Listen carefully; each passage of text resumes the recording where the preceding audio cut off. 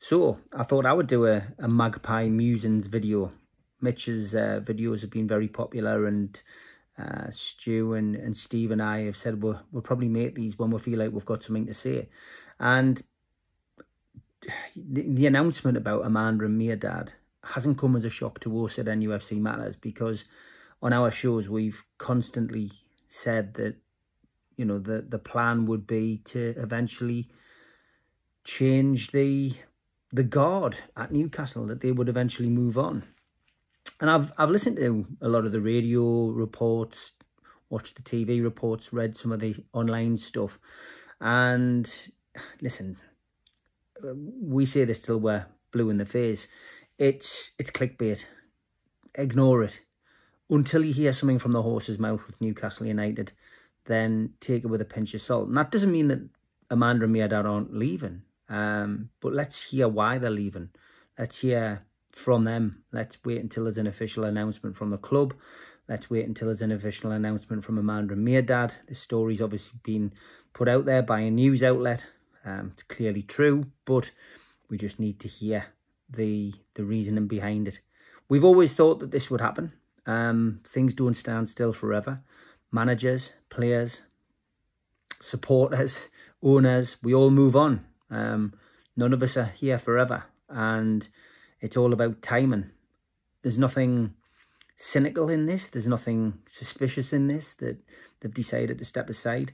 Let's remember that Amanda's got a battle with health. It was something that was put out there, you know, in those very early days of the takeover, when people and journalists do their due diligence and start digging into people's life stories. We know that Amanda has that battle. We know that she's got family and she wants to clearly spend time with them. We also know she's had legal battles as well. We don't know what the financial outcomes of those things are going to be. It could be any reason. But until we hear why Amanda and Mehrdad have chosen this moment to step away, then that's, I guess, when we can all truly comment and say, yeah, okay, that's it. I think one thing we should be doing is wishing them well. I certainly wish them well. I'm privileged that I've met them and got to know them.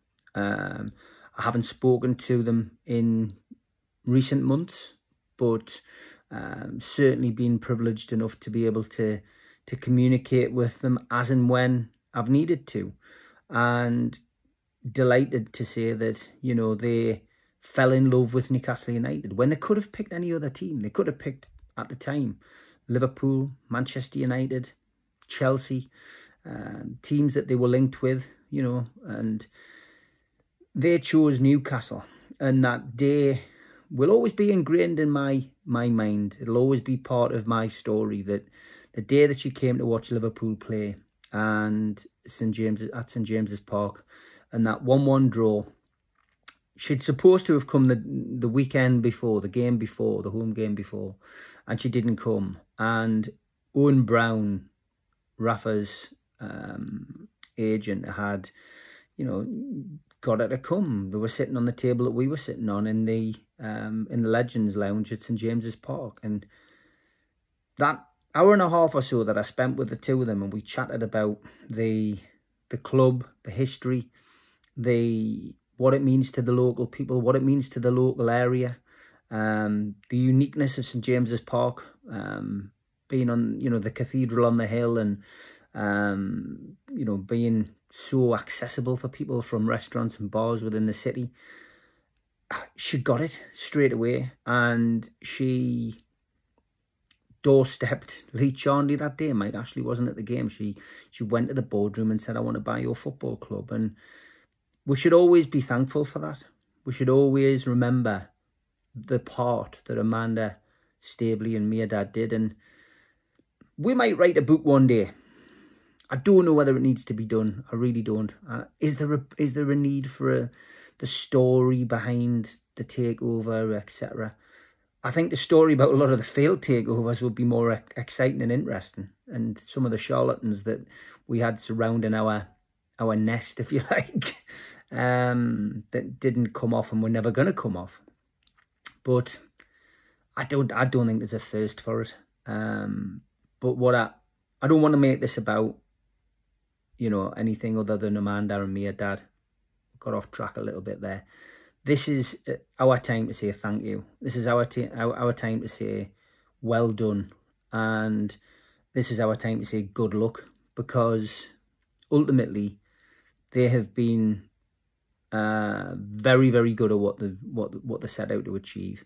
And even during those dark days where it looked as if it was lost, there was still that spark, and that spark was thanks to Amanda and Mehrdad and their backroom staff, if you like. I'm not going to name those people.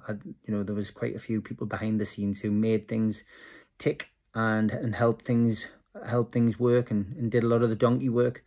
But Amanda Staveley, PCP partners, and Mehrdad Goodisy and PCP partners, thank you very much. You gave us our club back. That's all we wanted. I wish you the best of luck in your future endeavours. Health and happiness to you and yours. Thanks very much.